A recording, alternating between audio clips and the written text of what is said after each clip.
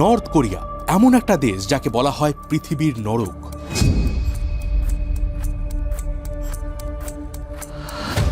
এখানে দেশের সাধারণ নাগরিক তো দূরের কথা, একজন বিদেশি পর্যটকের উপরেও 24/7 নজরদারি করা হয়। যে দেশে একটা ছোট্ট পেইন্টিং চুরি করার জন্য মৃত্যুদণ্ড দেওয়া হয়।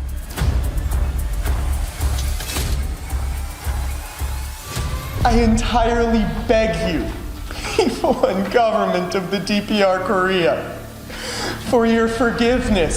কিন্তু জানলে শকড হবেন, এত কড়া সিস্টেমের মধ্যেও একজন আমেরিকান স্পাই টানা 6 বছর ধরে গুপ্তচর বৃত্তি করে গেছে। শুধু তাই নয়, নর্থ কোরিয়ার সরকারের এমন সব খুঁটিনাটি তথ্য, যেমন তাদের মিলিটারি পাওয়ার, পলিটিক্যাল সিস্টেম, ইভেন তাদের নিউক্লিয়ার প্রোগ্রামের ব্যাপারেও সে প্রচুর পরিমাণে ইনফরমেশন কালেক্ট করে আর সিআইএ এর হাতে তুলে দেয়। আরও জানলে আশ্চর্য হবেন, এই লোকটার কাছে কোনো রকম প্রপার স্পাই ট্রেনিং ছিলই না, কিন্তু তারপরেও সে নর্থ কোরিয়ার এমন এমন জায়গায় ঘুরে বেরিয়েছে যেখানে সাধারণ মানুষ তো দূরের কথা, কোনো হাই র্যাঙ্কিং মিলিটারি অফিসাররাও যেতে পারত না। প্রশ্ন হচ্ছে, নর্থ কোরিয়ার মতো একটা রেস্ট্রিক্টেড কান্ট্রিতে কিভাবে সে বছরের পর বছর ধরে স্পাইং করে গেছে, আর কি হয়েছিল তার শেষ পরিণতি। তো নমস্কার, আমি রয়েছি মিঠুন আপনার সাথে, আর আপনি দেখছেন রোমাঞ্চপিডিয়া ইউটিউব চ্যানেল। আজ আমরা কথা বলবো একজন আমেরিকান স্পাই কিম ডং চুলের বিষয়ে। আজকে ভিডিওটা ভীষণ ইন্টারেস্টিং হতে চলেছে, তাই কোথাও স্কিপ না করে পুরোটা দেখুন। আর আপনাদের কাছে রিকোয়েস্ট রইল, অবশ্যই ভিডিওটা একটা করে লাইক করে দিন, এবং আপনি যদি আমাদের চ্যানেলে নতুন হয়ে থাকেন তাহলে অবশ্যই সাবস্ক্রাইব করে দিন। এটা আমাদেরকে ইন্সপায়ার করবে এরকম আরও ইন্টারেস্টিং ভিডিও আপনাদের জন্য বানাতে। প্রতিদিন সকালে সবার একটা না একটা মর্নিং রুটিন থাকে। ইদানিং কয়েকদিন আমি সকালবেলা শুরু করছি আমার পকেট ব্রোকারে কয়েকটা ট্রেড দিয়ে। আমি চার্টটা একবার দেখি এবং একটা সহজ স্ট্র্যাটেজি ট্রাই করি, এবং এই পুরো জিনিসটা কিন্তু 10 থেকে 15 মিনিটের বেশি লাগে না। এতে দিনের শুরুটা অনেকটা প্রোডাক্টিভ হয়, আর অনেক সময় সকালের দিকে একটু প্রফিটও হয়ে যায়। চলুন একটা ছোট ট্রেড নিয়ে দেখি। এখানে আমি ট্রেড নিলাম, আর দেখতেই পাচ্ছেন ট্রেডিং একেবারে সাকসেসফুল এবং প্রফিট বুকড। আর সবচেয়ে ভালো ব্যাপার হচ্ছে, পকেট ব্রোকার তার নামের মতোই একটা পকেট প্ল্যাটফর্ম। আমি বাইরে থাকলেও ফোনে ট্রেড করতে পারি, আর এখানে ট্রেড করার জন্য ল্যাপটপের প্রয়োজন হয় না, শুধু ফোনে ইন্টারনেট কানেকশন থাকলেই হয়। আপনি যে কোনো সময় যে কোনো জায়গা থেকে ট্রেড করতে পারবেন। আপনি এখানে ইউপিআই, নেট ব্যাংকিং এবং ক্রিপ্টোর মাধ্যমে ডিপোজিট করতে পারবেন, আর উইথড্রলও খুব ফাস্ট এবং কমিশন ফ্রি। এখন আর আপনাকে সারাদিন ট্রেডিং করার জন্য মনিটরের সামনে বসে থাকতে হবে না। ট্রেডিং সবসময় আপনার হাতের মধ্যেই থাকবে। তাই বেশি দেরি না করে ডেসক্রিপশন এবং পিন কমেন্টে দেওয়া লিঙ্কে ক্লিক করে রেজিস্টার করুন, এবং অবশ্যই ব্যবহার করুন আমার প্রোমো কোড RMCQ, এবং এতে আপনি পেয়ে যাবেন 100% বোনাস। আর এখনই শুরু করুন আপনার ট্রেডিং জার্নি। দিনটা ছিল 9 অক্টোবর 2006। নর্থ কোরিয়া তাদের প্রথম নিউক্লিয়ার বম্ব টেস্ট করে।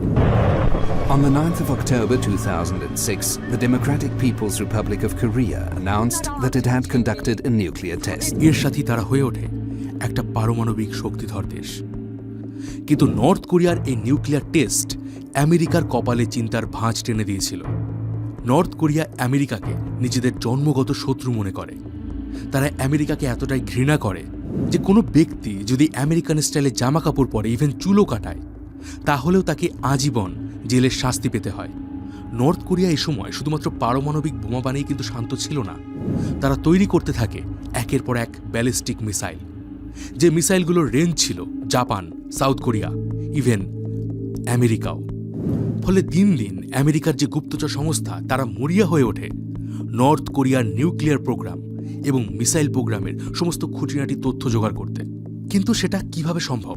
কারণ নর্থ কোরিয়ায় পাবলিকের জন্য internet totally ban, personal phone call বন্ধ, হোটেল রুমেও হিডেন ক্যামেরা এবং মাইক্রোফোন রাখা থাকে, যাতে প্রত্যেকটা খুঁটিনাটি ইনফরমেশন মনিটর করা যায়। ছোট ছোট শহর বা গ্রামগুলোতে থাকে নেইবারহুড ওয়াচ কমিটি, যেখানে আপনার প্রতিবেশী 24/7 আপনার উপর নজরদারি চালায়। আপনি যদি একটাও দেশবিরোধী কথা বা কোনো কাজ করেন, রাতারাতি আপনার পরিবার সহ আপনাকে গায়েব করে দেওয়া হবে। আর যদি কোনো স্পাই এখানে ধরা পড়ে, তাহলে শুধুমাত্র মৃত্যুদণ্ড নয়, বরং তার আগে সেই মানুষটিকে অমানবিক অত্যাচার করা হয়। নখ উপড়ে ফেলা, ইলেকট্রিক শক, ওয়াটার বোর্ডিং, কোনো কিছু বাদ যায় না। ফলে সিআইএ কোনোভাবেই নিজেদের কোনো এজেন্টকে নর্থ কোরিয়া পাঠাতে চাইছিল না। এই কারণে তাদের দরকার ছিল এমন একজন মানুষের যে খুব সহজে নর্থ কোরিয়ায় যাতায়াত করতে পারে, যাকে নর্থ কোরিয়ান অথরিটি ভরসা করে। আর সব থেকে বড় কথা, সেই মানুষটা যে নিজের জীবনের ঝুঁকি নিতে রাজি আছে। আর এখানেই এই কাহিনীতে এন্ট্রি হয় একজন খুবই সাধারণ ব্যক্তির, যার নাম কিম ডং চুল।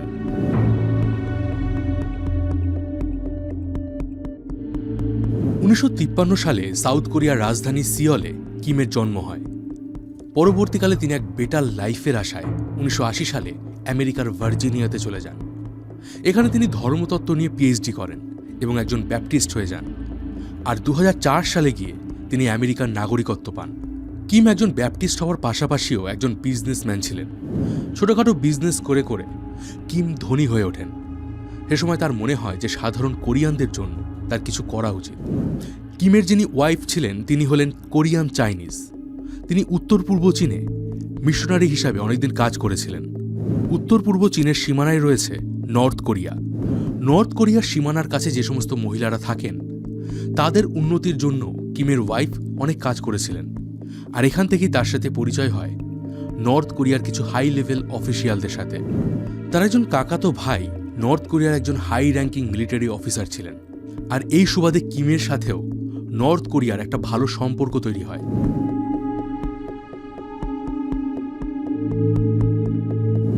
2004 সালে নর্থ কোরিয়ার ইউনাইটেড ফ্রন্ট থেকে কিমকে একটা খুবই রেয়ার ইনভিটেশন পাঠানো হয়। এই ইনভিটেশনটা কিমকে পাঠানো হয়েছিল নর্থ কোরিয়ায় ইনভেস্ট করার জন্য। দেখুন, নর্থ কোরিয়া যেহেতু ভীষণ একটা আইসোলেটেড কান্ট্রি, তাই এখানে ফরেন ইনভেস্টররা যে কোনো জায়গায় ইনভেস্ট করতে পারে না। শুধুমাত্র নর্থ কোরিয়া সরকার অ্যালাউ করলে তারপরেই আপনি সেখানে বিজনেস করতে পারবেন। নর্থ কোরিয়ার একটি জায়গা রয়েছে যেটার নাম হচ্ছে রাসোন স্পেশাল ইকোনমিক জোন। এখানে তারা টুকটাক ফরেন ইনভেস্টমেন্ট অ্যালাউ করে। আর যেহেতু এই জায়গাটা চীন এবং রাশিয়ার সীমান্তের কাছাকাছি, ফলে এখানে বাণিজ্যিক সুযোগ সুবিধাও ছিল। আর কিমকে ঠিক এখানেই কিছু ইনভেস্ট করার জন্য ইনভিটেশন পাঠানো হয়েছিল। কিম এরপর সোজাসুজি রাসনে যান।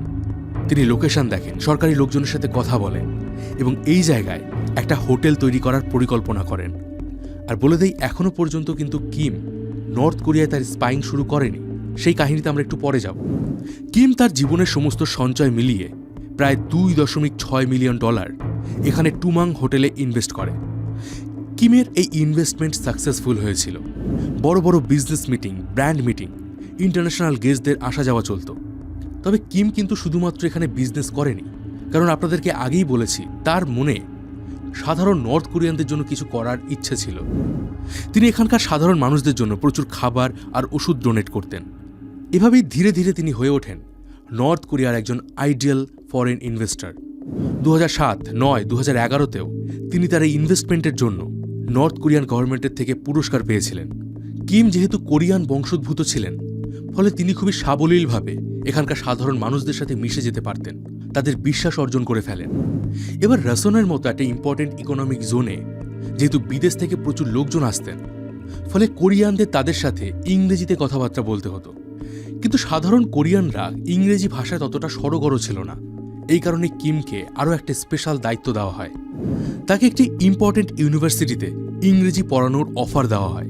এবার কিম ছিলেন একজন ব্যবসায়ী, তার কাছে টিচিংটা একেবারে একটা নতুন জিনিস ছিল, কিন্তু তারপরেও তিনি রাজি হয়ে যান। আর এই ইউনিভার্সিটিতে পড়ানোর সময় তার সাথে পরিচয় হয় নর্থ কোরিয়ার কমিউনিস্ট পার্টির বিভিন্ন এলিটদের সাথে। এখানে পার্টির বড় বড় নেতা, সেনা অফিসারদের ছেলেমেয়েরা পড়াশুনো করত। ফলে কিমের সাথে দিন দিন এদের বন্ডিং আরও গাঢ় হয় এবং ফাইনালি 2010 সালে কিম নর্থ কোরিয়ায় একটা লম্বা সময় ধরে থাকার সুযোগ পান। আর এরপর থেকে শুরু হয় কিমের স্পাইং জার্নি।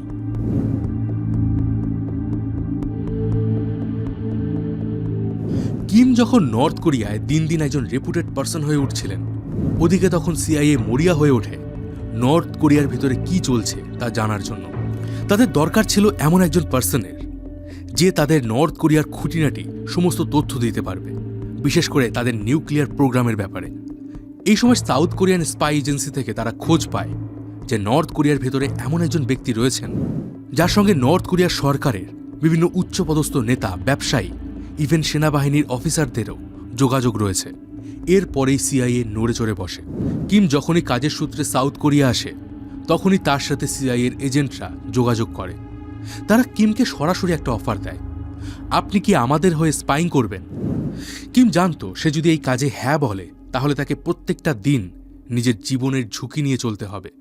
কিম প্রথমে এই কাজে রাজি হয়নি, কারণ সে খুব ভালো করে জানত স্পাইং করে সে যদি ধরা পড়ে তাহলে তাকে শুধুমাত্র মৃত্যুদণ্ড দেওয়া হবে না, হয়তোবা তাকে জীবন্ত আগুনে পুড়িয়ে ফেলা হবে। কিন্তু সে নর্থ কোরিয়ায় যা দেখেছে, সেখানকার সাধারণ মানুষদের দুঃখ দুর্দশা, কিভাবে সরকার দিনের পর দিন এখানকার মানুষদের খাঁচায় বন্দি রাখা পশুর মতো ব্যবহার করে, সেটা কিমের মনকে নাড়িয়ে দিয়েছিল। এছাড়া আমেরিকার নাগরিক হয়ে তার দেশের প্রতিও তার একটা দায়বদ্ধতা ছিল। ফলে কিম এই কাজ করতে রাজি হয়।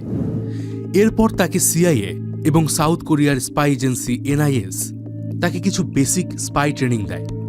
তারা কিমকে বেশ কিছু যন্ত্রপাতি দেয়, যেমন তাকে একটা হাত ঘড়ি দেয় যার ভেতর একটা হিডেন ক্যামেরা ছিল।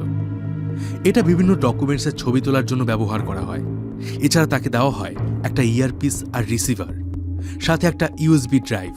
এছাড়াও তাকে শেখানো হয় সে ঠিক কীভাবে সমস্ত কালেক্ট করা ইনফরমেশনগুলোকে চীন বা সাউথ কোরিয়ার কোনো বেনামি জায়গায় ফেলে আসবে, যেখান থেকে পরে CIA বা সাউথ কোরিয়ার এজেন্টরা সেগুলোকে কালেক্ট করবে। তো বেসিক স্পাই ট্রেনিং নিয়ে 2010 সালে কিম আবারও নর্থ কোরিয়া ফিরে আসে। সে যখন নর্থ কোরিয়া ঢুকছিল, তার হাতে ছিল লাগেজ, ব্যবসায়ী ডকুমেন্ট আর একটা বাইবেল। তো টুকটাক স্পাই ট্রেনিং নিয়ে 2010 সালে কিম নর্থ কোরিয়া ফিরে আসে। এরপর টানা 1 বছর সে আগের মতোই নর্মাল রুটিন মেনটেন করে, সবার সাথে বন্ধুত্ব করে। সে কখনো বন্দরের লোকজনের সাথে আড্ডা দিত, কখন কোন জাহাজ আসছে, কি শিপমেন্ট আসছে, এগুলো কথায় কথায় তাদের থেকে জেনে নিত। এ সময় তার ঘড়িতে থাকা হিডেন ক্যামেরার মাধ্যমে সে বিভিন্ন জায়গার ছবি তুলত, আর সব কিছু ডকুমেন্ট বানিয়ে সে যখন চীনে যায় তখন সেগুলো পৌঁছে দেয় CIA-এর হাতে। এই ফাইলগুলো যখন CIA পায়, তারা রীতিমতো চমকে ওঠে। মাত্র 1-1.5 বছরের মধ্যে কিম নর্থ কোরিয়ার এমন এমন জায়গার ছবি তোলে, যেসব জায়গার ছবি তারা কোনোদিন স্যাটেলাইটে ক্যাপচার করতে পারেনি। তবে কিমও এতদিনে বুঝে যায় যে শুধুমাত্র নিজের চোখ কান খোলা রেখে সে স্পাইং করতে পারবে না, তার দরকার হেল্পিং হ্যান্ড, মানে এক কথায় ভেতরের কোনো লোক, যার মাধ্যমে সে আরও সিক্রেট ইনফরমেশন কালেক্ট করতে পারবে।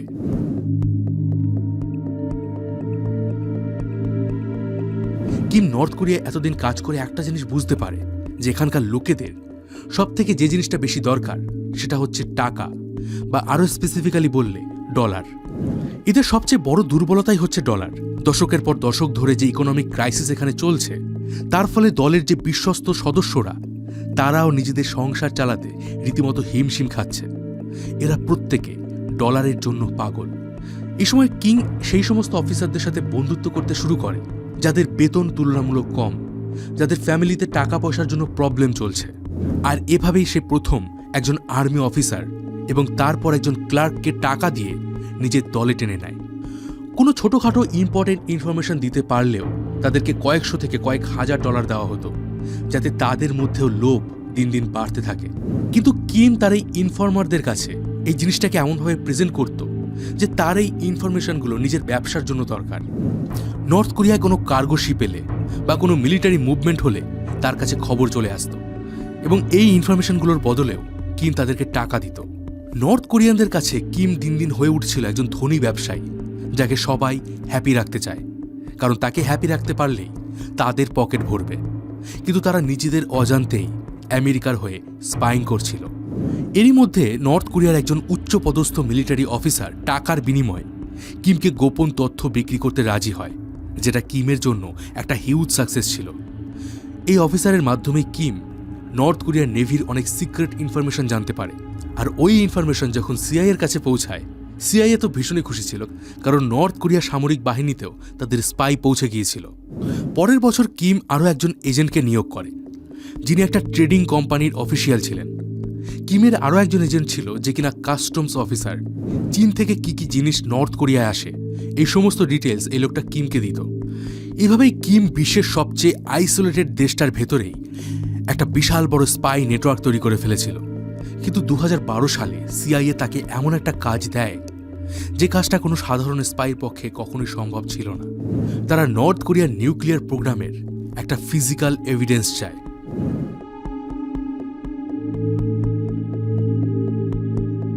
এই সময় কিম জানতে পারে দেশের পারমাণবিক গবেষণা বিভাগের একজন বিজ্ঞানী টাকার জন্য মরিয়া হয়ে উঠেছেন।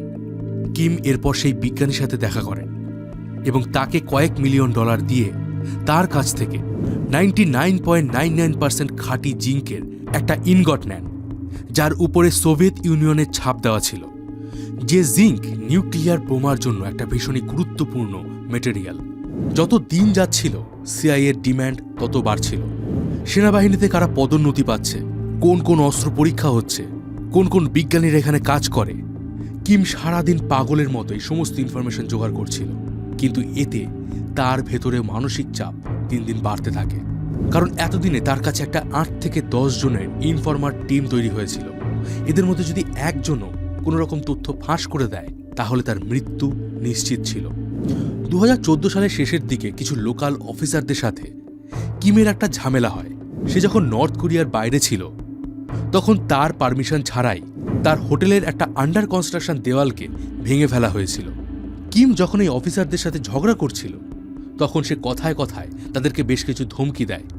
সে বলেছিল তার সিদ্ধান্ত যদি না মানা হয় তাহলে সে কিম সামসুং এবং কিম জং ইলের মূর্তির সামনে দাঁড়িয়ে নিজের পেট কেটে ফেলবে। আর নর্থ কোরিয়ায় এরকম ধরনের বিদ্রোহ করা বা বিদ্রোহর কথা বলাও একটা আইনত অপরাধ। এরপর থেকেই কিমের উপরে নজরদারি বাড়িয়ে দেওয়া হয়। কিমও লক্ষ্য করে তার আশেপাশের লোকজন তাকে সব সময় সন্দেহের নজরে দেখছে।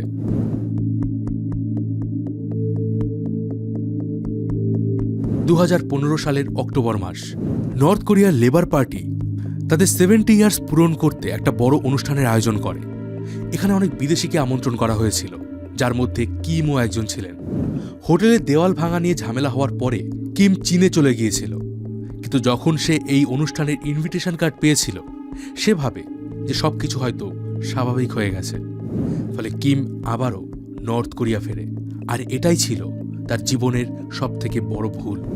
অনুষ্ঠানে গিয়ে কিম লক্ষ্য করে তাকে সবাই আগের চেয়ে আরও বেশি সন্দেহের চোখে দেখছে। তার সাথে তার চেনা পরিচিতরা খুব একটা বেশি কথা বলছে না, তাকে অ্যাভয়েড করছে। এই সময় কিমের মাথায় নানা ধরনের ক্যালকুলেশন চলতে থাকে। সে ভয় পায় তাহলে কি তার সত্যিটা সবাই জেনে ফেলেছে।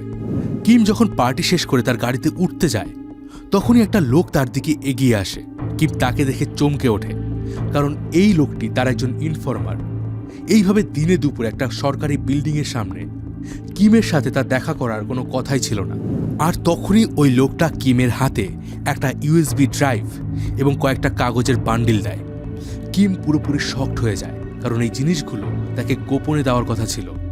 কিম সাথে সাথে সেই জিনিসগুলো নিয়ে তার গাড়িতে ওঠে, কিন্তু গাড়ি ছাড়ার কয়েক মুহূর্ত আগেই তার গাড়িতে চেপে বসে নর্থ কোরিয়ার কাউন্টার স্পাই ডিপার্টমেন্টের প্রধান জন, যে কিমকে নিয়ে সোজা নোমসন হোটেলে যায়। আসলে কিমের উপরে নর্থ কোরিয়ার সিকিউরিটি ব্যুরো অনেক দিন ধরেই নজর রাখছিল। তারা লক্ষ্য করে যে উচ্চপদস্থ লোকজন এই আমেরিকান ব্যবসায়ীর সঙ্গে স্বাভাবিকের তুলনায় অনেক বেশি পরিমাণে দেখা করে, কথা বলে। ইভেন হোটেল ব্যবসার বাইরে গিয়েও নর্থ কোরিয়ার বিভিন্ন বিষয়ে কিম বেশি ইন্টারেস্ট দেখাচ্ছিল। ফলে এখানকার সিক্রেট স্পাইরাও কিমের উপরে নজরদারি করছিল।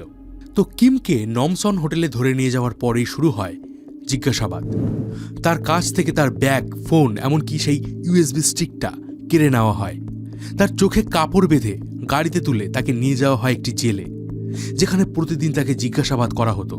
ঠিকঠাক উত্তর না দিলে তাকে বেধড়ক মারধর করা হতো, তার হাতের আঙুল ভেঙে ফেলা হয়, ইলেকট্রিক শক দেওয়া হয়। শেষ পর্যন্ত কিম তার সমস্ত স্পাইংয়ের ব্যাপারে স্বীকার করতে বাধ্য হয়। 2016 সালের মার্চ মাসে তাকে পিয়ংইয়ংয়ে ক্যামেরার সামনে দাঁড় করিয়ে একটা ইন্টারভিউ নেওয়া হয়। সে চাপের মুখে পড়ে স্বীকার করে নেয় যে সে সিআইএর এজেন্ট হিসাবে কাজ করছিল। 나는 사랑하는 내 가족들에게 전합니다. 정말 씻을 수 없는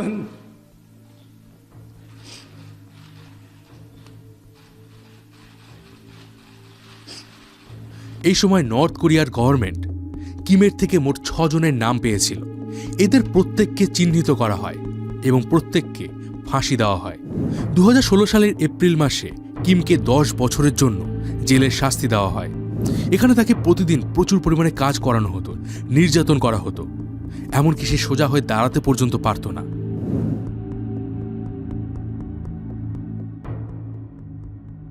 2017 সালে যখন ডোনাল্ড ট্রাম্প আমেরিকার প্রেসিডেন্ট হন, President of the United States. The office of President of the United States. তখন এই দুই দেশের মধ্যে সম্পর্ক আরও খারাপ পর্যায়ে চলে যায়। ইভেন একটা নিউক্লিয়ার ওয়ারের সম্ভাবনাও দেখা দেয়। তবে এরপর আচমকায় সমস্ত পরিস্থিতি বদলাতে শুরু করে। নর্থ কোরিয়ার সুপ্রিম লিডার কিম জং উনের সাথে ডোনাল্ড ট্রাম্পের বেশ কয়েকটা বৈঠক হয় এবং বেশ কয়েক দফায় আলোচনার পর 2018 সালের মে মাসে কিম ডং চুল সহ 3 জন আমেরিকান নাগরিককে মুক্ত করে দেয়। তবে কিম ডং চুলের এই স্পাইং নিয়ে একটা বড় প্রশ্ন আজও রয়ে গেছে। সে যদি সত্যি এত বড় একজন স্পাই হতো তাহলে কি নর্থ কোরিয়া তাকে এত সহজে ছেড়ে দিত? তিনি কি আদৌ দোষী ছিলেন নাকি তিনি হয়েছিলেন রাজনীতির শিকার? নর্থ কোরিয়া এর আগেও বহুবার বিদেশি নাগরিকদের আটকে পরে তাদের কূটনৈতিক সমঝোতার মাধ্যমে মুক্তি দিয়েছে। কিম ডং চুল এই মুহূর্তে আমেরিকায় সেটেলড হয়ে গেছেন এবং এই ঘটনার পর তিনি আর খুব বেশি একটা মিডিয়ার সামনে আসেননি। তো কেমন লাগলো আজকের এই কাহিনী কমেন্ট সেকশন অবশ্যই জানান। ভিডিওটা ভালো লাগলে অবশ্যই লাইক করে দিন, আর আপনারা যদি এরকম স্পাইং স্টোরি আরও শুনতে চান সেটাও কমেন্ট বক্সে জানাবেন। তবে নর্থ কোরিয়া থেকে 2019-এর আশেপাশে একজন 17 বছর বয়সী ম্যাথামেটিক্স জিনিয়াস পালিয়ে গিয়েছিল। সেই বিষয় ডিটেলসে জানার জন্য এই ভিডিওটা দেখুন। ভিডিওটা ভীষণ ইন্টারেস্টিং। তো দেখা হবে পরে ভিডিওতে। ততদিন ভালো থাকবেন, সুস্থ থাকবেন, আর আমি ছিলাম মিঠুন আপনার সাথে।